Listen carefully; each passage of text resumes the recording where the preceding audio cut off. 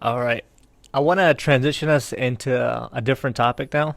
Um, I want to bring up life in Afghanistan under different governments. So I know both of you guys have experiences under different governments and regimes. So I wanted to ask you guys, can you share some insights into what life was like for you and your family during those periods?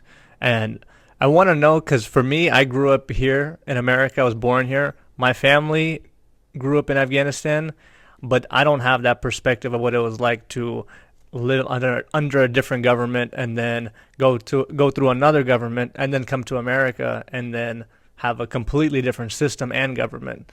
But just on Afghanistan, can you guys speak to those points? I'll let you go first, And Omar. sorry, one note to add to that. When he was saying and when he was saying asking his question, I thought about this. I was like, the biggest change we see is Democrat, Republican, and guess what? I don't feel the difference at all. It's to me, it's like it's all the same. It's the same system, but you guys have been through big changes. Every time there's big style. So I'll let you go ahead. Born in mid 80s, so pretty much first 10, 15 years you don't know much in Afghanistan because you're not involved so much in politics. So and the media wasn't as popular as it's today. For me, the highlight was in during the Taliban time. At the beginning of before Taliban, the first few years, everything was good. You were allowed to do a lot of stuff. I'm a huge fan of soccer, and I used to play soccer. My father used to take me to they call it Ghazi Stadium, so there's like one big football or soccer field. We were watching games, but when the Taliban came in, it was suddenly everything changed on that time from schools and how people were interacting each other about how they're, especially how you look at them. Like the women start wearing burqas and the man has to have a long beards and they had to check it also. Sometimes they were bringing those very soft clothes and they just put it on and say, okay, if it's crossed that, it means you cut it, then you're in trouble. Was it an overnight change? Like just like the Yeah, next day, honestly, everything it wasn't changed? overnight, but it took them about 15 to 20 to maybe Samir John will agree to that. But within a month, there was a first group of Taliban that came in. There was very liberal, very good people. Like they had nothing to do with you. They were just focused on what they're supposed to have been asked to do. But later on, a certain different group came in and they changed the whole city. Oh wow! And also, those some other peoples were trying to take the advantage of the city. And some people wanted to get involved on it, like those Wolgars around the city. They just like all you have to do is just put a black turban or just a hat and put what they call it surma. hmm That's it. Then you're a Talib, and just put your, like a little bit up your pants or like or turban, whatever you guys call it, Uh-huh. and that's it. You're a Talib.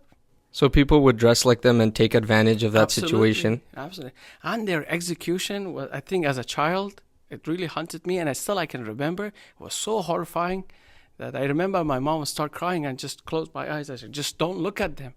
What happened? Somebody stole something, and they put like a donkey with their cart, and they just on his neck he put like a 2 gallons of there was a ghee oil. There was like a metal can on it, and they just put a rope around it, and just like an Indian doll, like dang, dang, dang, and it was keep saying in Farsi that har kasi ke duzi bokona, rozsh azi batar. Whoever do like steal things will be worse than me. And dang, dang, and it was like going around. That I used to live in Makrian, so it's like a kind of a little high society versus certain other places.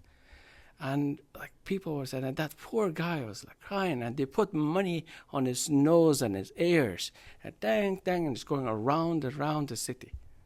I mean, this is a one, but I would let Samir John share his side of the story also. But going through and going back towards the Karzai, when the new government came in, it was like day and night difference. People were going. I remember the first picture I saw on the TV. So it was like BBC. Then an Afghan, one of our family friends, he went the first guy to run to the barber shop. He shaved and he put his picture, and he said, "I did it."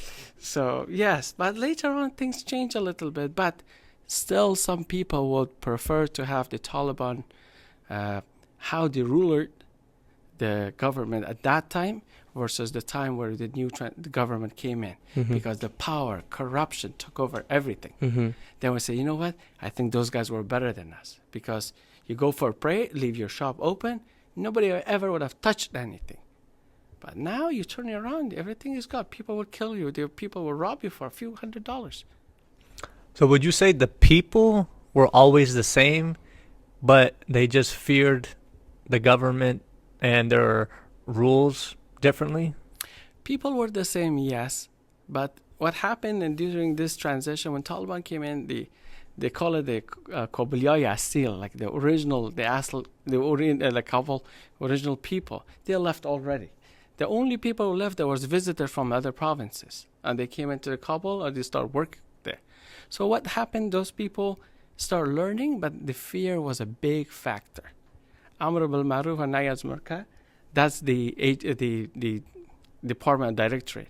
They were managing all things, especially like making sure everybody prays, follow the rules of Islam. And they were doing everything, making sure that people go on time for 5-time prayers. When there's a call, you gotta go. You can't do anything. Leave everything behind. And if somebody's trying to do something messy, he's done too.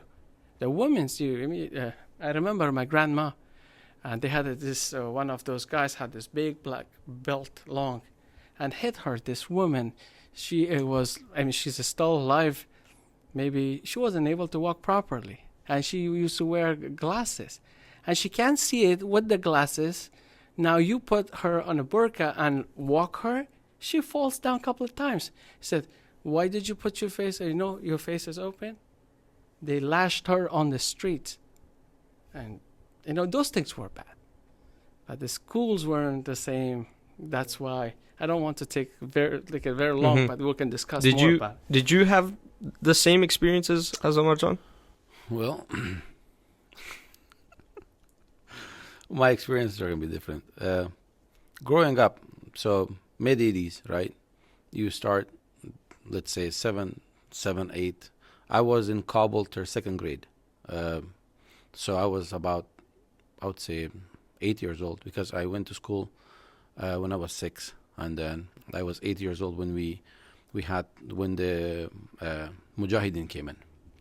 Prior to Mujahideen, I have very little memory of the time of Dr. Najibullah, because my father used to work for the government. And then I remember we were able to afford anything that we wanted with the little salary that he would get. My mom used to work also. So she used to work for the government. And then you would have, I remember the times that you would get, they have a coupon system in Afghanistan. So you would get a coupon. And with coupon, you would go and then stand online, and of course you would get your ration. And they had cooperative stores. When in Farsi they call them cooperative. A Russian name. The cooperative stores were for government employees that you would buy stuff for heavy discounts, like let's say 30, 50% off. So I remember those as a child. We used to go there, we used to buy stuff, and then life was amazing, except for the rockets that used to come into Kabul at those times by the Mujahideen. Those were all blind rockets. Sorry, can you expand on who was the government at this time and who was the opposition? It was the government of Dr. Najibullah. Okay. Yeah, so was this communist? Well, you could call it that, and you cannot call it that, because the communist is more preferred. They would call the communist government up until Babrak Karmal was in power. That was more of the communist government. Okay. But when Dr. Najibullah came in, he wanted to find a silver lining in between the two, and then he invited all the parties, Afghan parties, actually to come and to have form a government that's not communist and that's not too Islamic at the same time. So he wanted to find that balance in between, which of course people failed to see, and they did not believe him because of the past experiences that they had with the communists. And they said, no, the Russians have to go. We have to have our own government. And then the Russian left, and then we saw what happened when Mujahideen came in. So from the Mujahideen time, we were the very first. We were a few families that actually fled north when Mujahideen came to power in Kabul, because my father used to work for the government at that time. We had to flee because they were after him, and they were after. This is what happens when governments change. People go after people.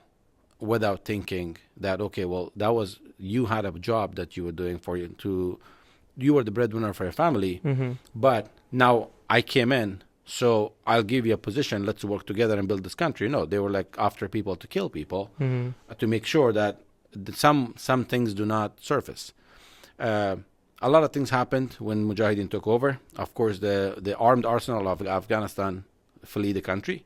A lot of planes disappeared. A lot of armed depots, especially in Kabul, disappeared overnight. So they were all sold out to the neighboring countries. And at that time, there were very few people that knew about this.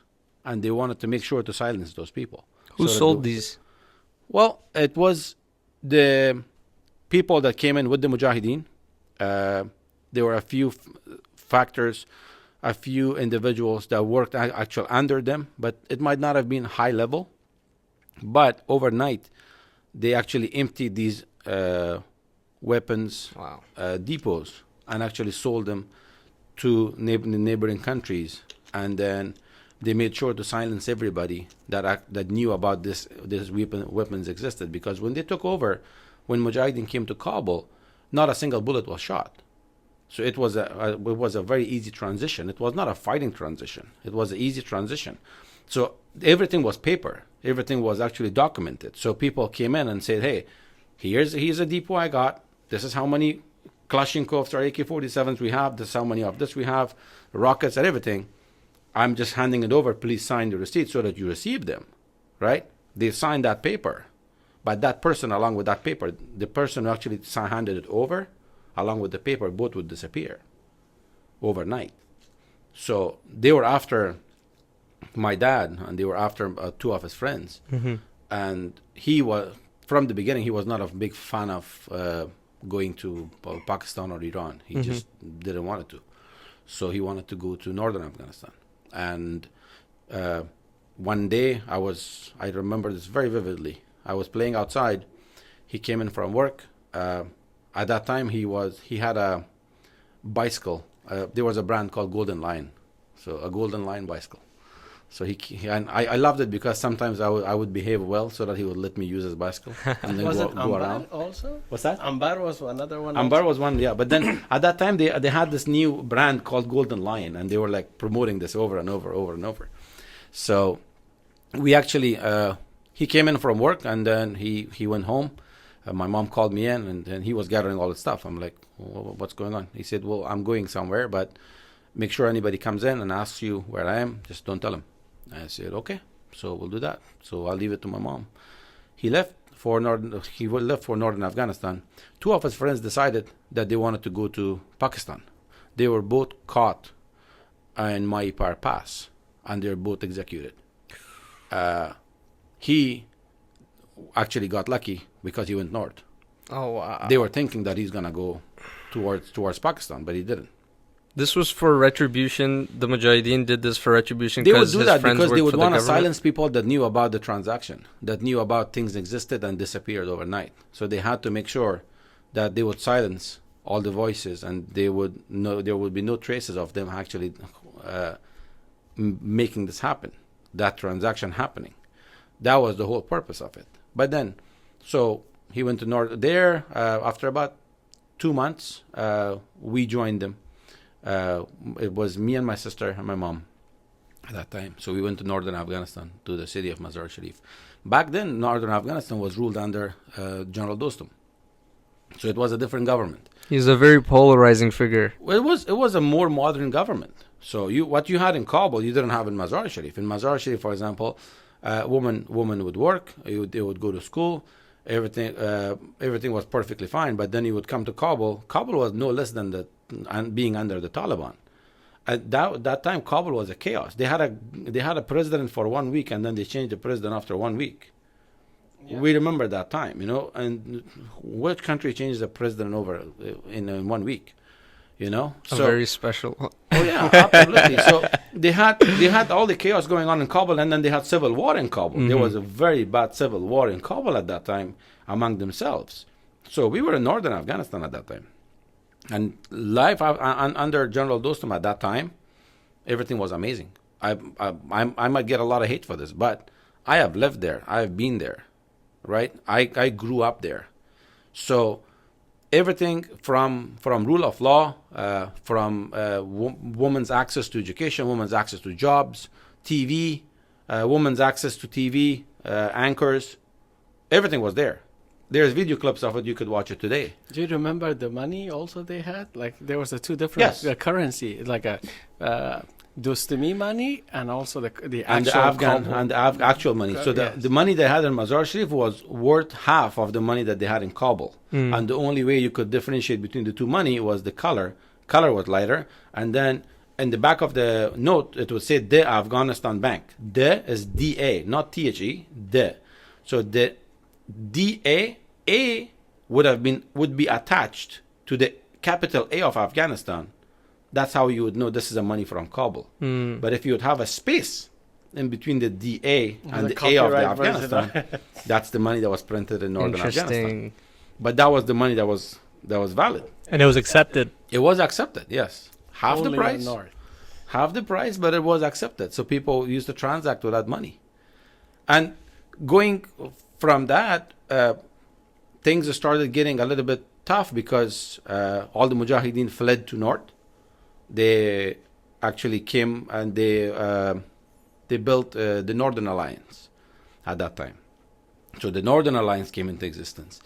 And you talk about the government changes. So this is where we're going to get to the government changes. The first group of the Taliban were brought into northern Afghanistan by a commander called Malik. So General Malik signed a treaty agreement with the Taliban and said, "Hey, let's get together. No problem. I'll let you come in, and this is your city too." And they said, "Okay." The moment the Taliban came in, I don't know, the numbers could be high. I have heard 10, 15,000, close to that number. He double-crossed them. That's when the death of the Dasht-e-Laili happened. The very infamous Dasht-e-Laili massacre happened. That they actually captured a lot of these Taliban, put them in containers and closed the containers. And a lot of these people died, suffocated inside those Doesn't containers. Dostum get accused of this a lot? Are you saying he it gets wasn't accused him? of that? General Malik gets accused of that. Okay. But then mainly the person who actually brought him in and said and made this happen and started the treaty agreement was him. So Okay. this is what happened. So the Taliban fled. The government was there for a few months. And then the enraged Taliban 2.0 came over to the city and took over the entire city. And when they took over the entire city, they blocked off the entire city of Mazar Sharif and all the surrounding cities for 2 weeks. Not a single soul could go to the city. You stay in your home, you only come out of your home and you go to the local mosque or the local masjid. That's all you were allowed to do because they were cleaning the city. So after 2 weeks, when we went to the city, you would be able to see dead bodies everywhere. In ditches, under the trees, on the roads.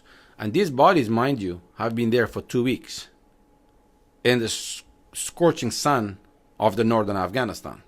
So you literally would be able to see the human oil come out of their faces and skins. And they're lying all throughout the city. So they were they were only looking. You ask a question, did the people change when the governments would change? Right? And this is your first-hand account, right? This is the first time. Yeah, you were there for all this. You saw it. You talk to anybody who lived in Mazar Sharif, they would tell you. They would tell you exactly how this happened. They would go door by door, and they would ask that I'm looking for a Hazara. They were very aggressive Towards the North, they believe. If there's it's not a majority of the Northerns speaks Dari or like Tajik. They call it Tajik. So they were more aggressive towards them. Even we had a lot of Pashtuns towards that. I don't want to mix this together, but for the Taliban, that matter. Especially they're going for Hazara. And nobody was thinking, like Bamiyan had a lot of Hazara, but when it goes to Mazar Sharif, The majority reason, of the reason them they were were there. going after Hazaras is because they thought the first double cross happened because of the meddling of the Hazaras. Hazaras actually made this happen because they cut their supply line from Hairatan Pass, or the Durai Hairatan. They say that's where the supply line was cut, and that's how the Taliban actually were not able to flee. So they thought it was all the Hazaras who did it. So they would go door by door and they would look for the Hazaras. This is what we saw. People would come in, and they would. I remember, me and my dad, we were standing by our house. An old person, I would say 80s, mid 70s, 80s, came in. He had an AK-47 on his shoulder, and he asked for water. And my dad said, just go home and bring him some water. And he asked him in Pashto. My dad asked him in Pashto that, Kakatasake, what are you doing here? And the guy was like, give me a second. He looked in his pockets and took out 2 pictures of 2 young boys, hardly 17, 16. Said, these are the 2 boys that I sent with the first regime of the Taliban for the holy war, for them to actually succeed. But they were massacred in cold blood in northern Afghanistan. And I was told that the Hazaras did it. I went and asked the doctor that if I drink the blood of a human being, is it good for me? The doctor told me you cannot, because it might clog your arteries or something. That's him saying. I don't know if this is medically true or not. This is him talking. So he's like, I'm only here to make sure that I see a Hazara or I kill a Hazara if I can. This is why that 75-year-old person was there, because of revenge. I think it puts it into a lot of perspective. Nothing is justified. Nothing cruel is justified, of course, but you realize that during this Civil War time, people got emotional, like an animalistic type of behavior came out in people. That's what actually answers that question of yours, whether people changed. This is how people actually change from regime to regime, right? You would have, to Omar John's point, you would have people that were like your neighbors. I have a funny story for you. During the Taliban, the first time the Taliban came over, right? Well, they took over the entire Mazar Sharif and everything was under the Taliban. It was mandatory for you or anybody aged who prays namaz would have to pray in the congregation. They would have to pray in the masjid. And masjid had a roster. They had your wedding information. They had a roster. You would go there, Fajr prayer. They would tick mark Fajr. They saw you, and then you would go there for Dhuhr prayer, all that. So, Fajr prayer, we go there. We had a neighbor in that area that we lived. This guy was just a normal guy, living his daily life.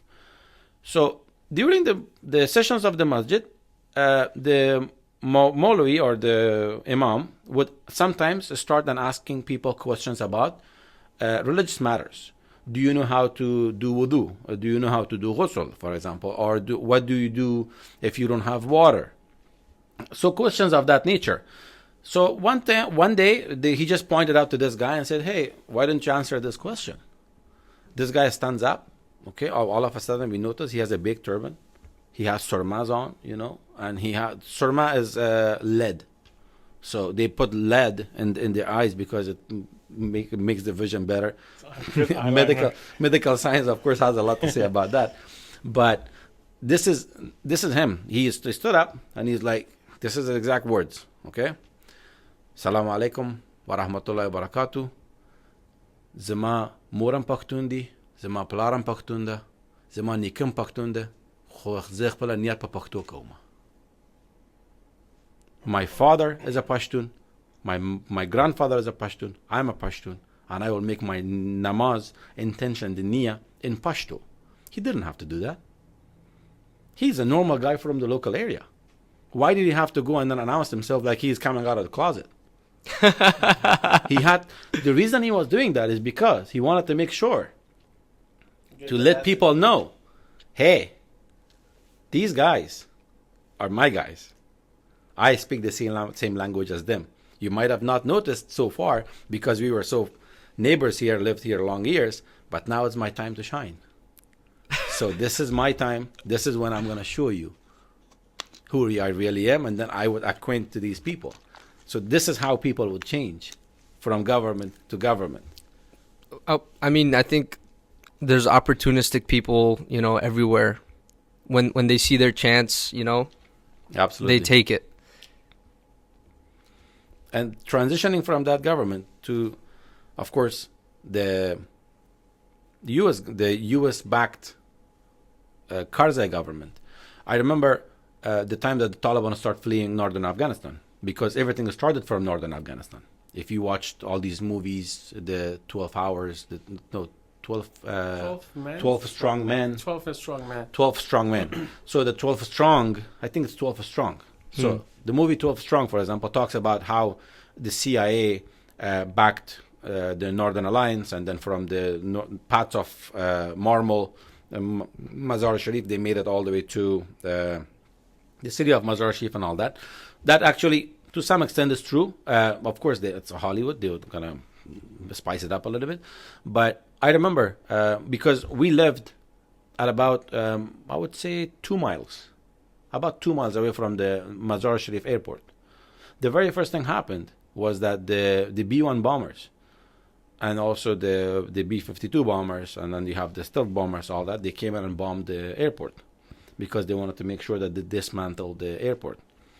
So that happened, and after, I would say, a week of that, after a week of the bombing, everything started disappearing. Taliban fled, and then the government came over. My father in the entire area was the very first person to shave, because we have been used to government changes so much that we were not sure if this is happening or not. Okay, back then, before the Taliban came into power in northern Afghanistan was in chaos. Somebody would shoot a single bullet in the city, in one corner of the city, and the entire city would shut down. The entire city would shut down. The entire city would just close their shops and they would flee. Nobody knows why, because that was how much chaos was there. So we have been through a lot of government changes. So I was like, Dad, you are actually shaving, but how sure are you? He's like, well, if I'm not sure if this is not going to happen, they can come back and kill me for it. I don't care. So are you saying that at that time in northern Afghanistan, there was a lot of chaos and there was a lot of uncertainty? Like you said, if someone shot, everything would get shut down. But the Taliban, at least, they brought that certainty.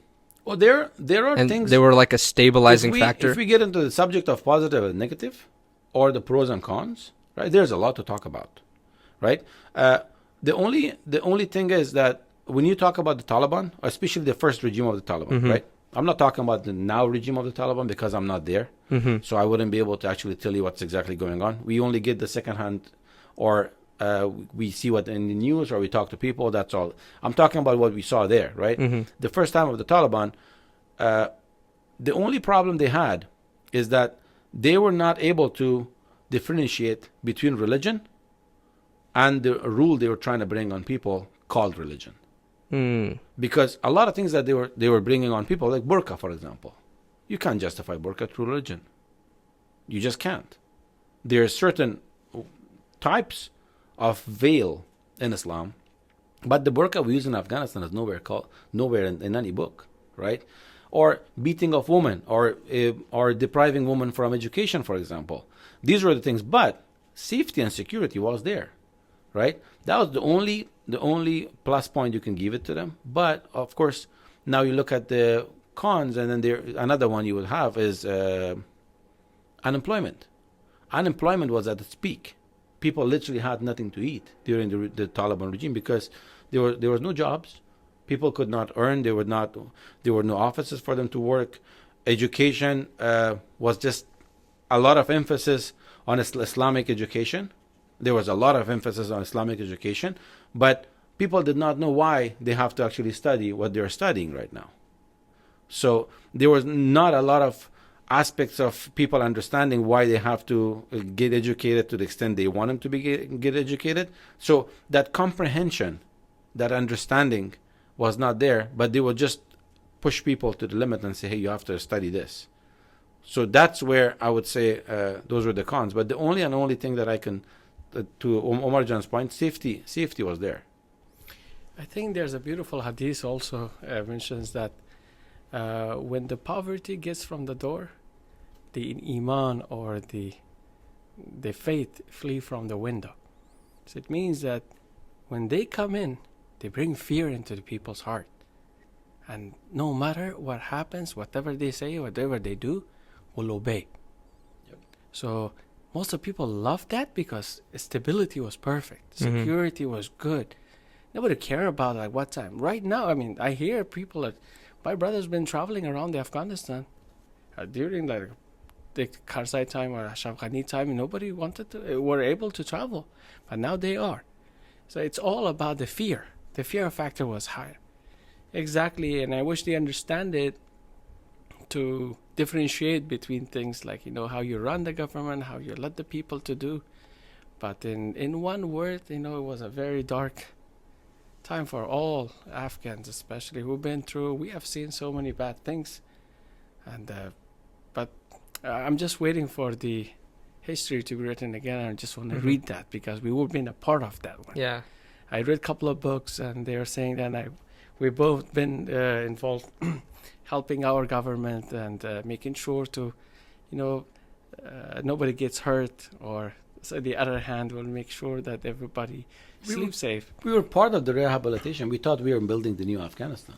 Exactly. We were part of that process after the year 2001, 2002. And this is a whole new government change, right? This is a whole new government. When the Karzai government came in, and Karzai government came into power, right? You could literally, in the first 3 years of Karzai government, right? You could literally travel the entire country by road, and you would hardly encounter a single Taliban. Thank you everyone for joining us at the Majlis Podcast. We would love your support, so please like, comment, share, and subscribe.